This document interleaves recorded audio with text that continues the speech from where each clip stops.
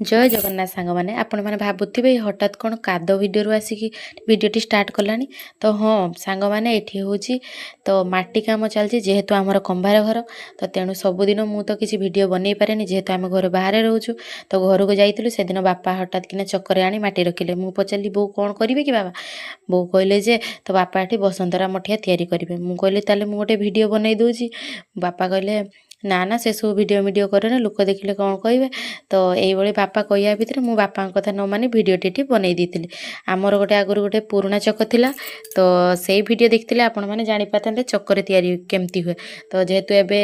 जुग परिवर्तन है तो ये इलेक्ट्रिक चक्कर सबकि जिनस तैयारी होची आमर गोटे इलेक्ट्रिक चक नहीं आसचु तो से इलेक्ट्रिक चक्कर बापा सबकि करुँच बापा भी एमती विशेष किसी जिनस जानी ना अल्प किसी जानते जाना भितर एपटे आमर मठियाटी कंप्लीट हो आसला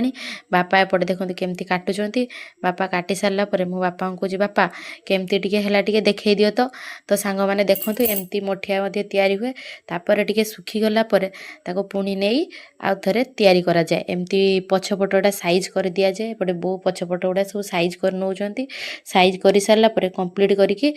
पुणी भाटी